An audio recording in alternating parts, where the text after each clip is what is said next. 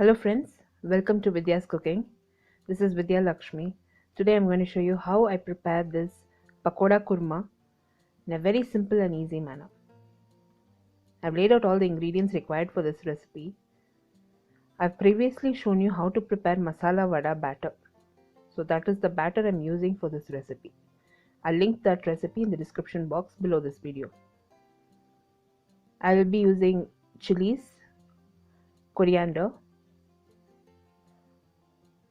coconut, fennel seeds, peppercorns, star anise, cardamom and cinnamon for the masala paste and for the gravy, ginger and garlic, chili powder, coriander powder and turmeric powder.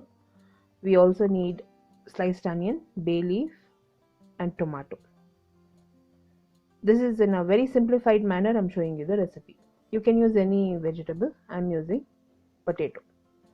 Normally they also use brinjal and peas in this recipe. I've heated a wok on medium flame. To the wok I've added 2 tablespoons of oil. I'm going to start preparing the masala paste. So I've added the spices. I've allowed it to splutter. I've added fennel seeds, peppercorns, star anise, cardamom, cinnamon and cloves. I've added chilies, green chilies, ginger and garlic. I'll be adding tiny amount of onion and tiny amount of coriander leaves. Just about quarter piece of onion I'll be adding sliced onion, and a tablespoon and a half of coriander leaves, maybe 2 or 3 sprigs. I'll just fry all the ingredients,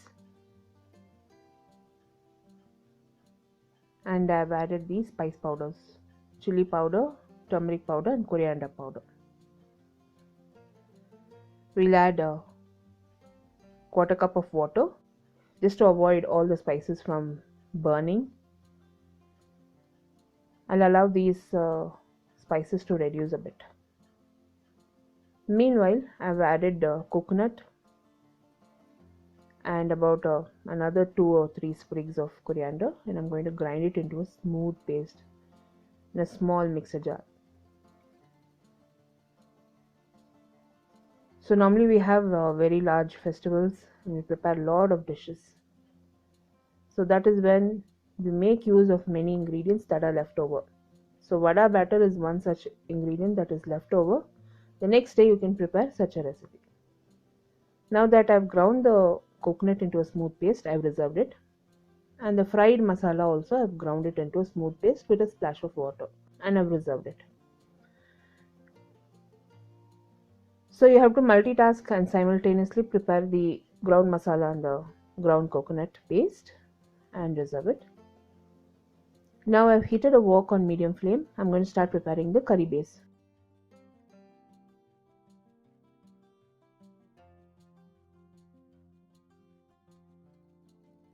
To the wok I've added 2 tablespoons of oil. I'll add the whole spices, cinnamon, cloves, cardamom, and I've also added the bay leaf.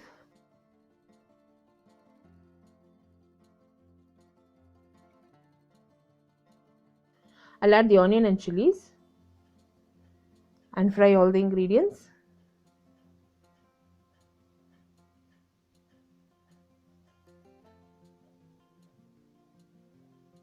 At this point I'll also add the tomatoes, chopped tomato, and I'll fry it. All the ingredients used in this recipe will be listed in the description box below this video, or you can click the icon above this video which will direct you to my blog. In the blog I've got a detailed recipe. For regular updates, do like me and follow me on Instagram, Facebook and Twitter, friends. All my social media handle links will also be in the description box below this video. The same recipes are also posted in YouTube channel. YouTube channel link will also be in the description box below this video. I've added potato and I've fried the potato for a minute. At this point I'll add the ground masala paste. We need to dilute the masala and add it. Add water, about a cup and a half of water.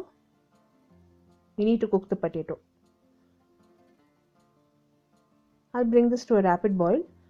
I'm adding coarse salt We can adjust the salt later, so add a tiny amount of salt for the potato to cook, and the masala also should cook evenly. We can always adjust the salt later. I'll allow this gravy to reduce, and the potato should be nice and tender. Once the gravy has reduced and the potato is cooked, you can see the oil has surfaced on top. At this point, I'll add the ground coconut paste and I'll dilute it further. The coconut has to reduce and the raw flavor should completely reduce. I'll cook this for another 10 minutes. Meanwhile, I've got this Masalavada batter. So to the Masalavada batter, I've added salt and I'm going to mix it. Even in my previous video, you can see we don't mix and keep or reserve the Masalavada batter in bulk. If we do so, the onions which is present in this Masalavada batter will start releasing moisture and it will get soggy. So normally we prepare this in bulk and we store it in the fridge. Whenever we require or we want to prepare some dish using this Masalavada batter, we'll add salt to it. But otherwise it contains all the masalas. It contains dill leaves, coriander leaves, mint leaves, and this chickpea batter is very nice and firm at this point. Never add salt, otherwise your onions will start to release a lot of moisture. There are many newcomers and new timers who are preparing all these dishes for the first time. I'm just showing it in a simpler manner. I formed lime size roundels and added it to a hot oil. I've added all the lime size roundels to a hot oil and I'm going to fry it, deep fry it.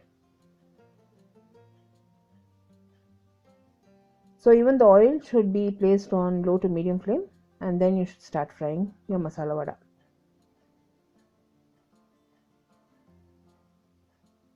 So you can prepare this masala vada batter in bulk, and we prepare it for festivals in bulk. So the next day of festival, all this leftover products are there at home. That is when you can prepare such dishes. Or even otherwise, for dinner parties or for lunch parties at home, you can prepare such recipes. It is very nice and tasty. Now once the pakodas have fried, I have drained it from excess oil and reserved it on a plate. And I'm going to fry the second batch in the same way. I'm repeating myself, friends. All the links to my blog and social media will be in the description box below this video. All the ingredients used in this recipe will be listed in the description box below this video. The same recipes are also posted in YouTube channel. YouTube channel link will also be in the description box below this video. I'll link the masala vada recipe in the iCard about this video and in the description box below this video. These are all traditional recipes and we prepare this on a regular basis. I am preparing this recipe using the leftover masala vada batter, but otherwise you can prepare it even otherwise. You can prepare it all fresh and prepare this recipe.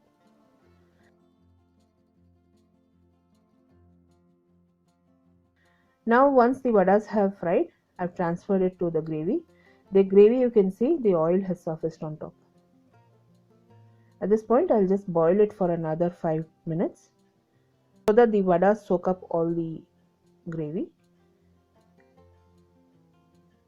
And after it is boiled for another 10 minutes, I'm going to serve it.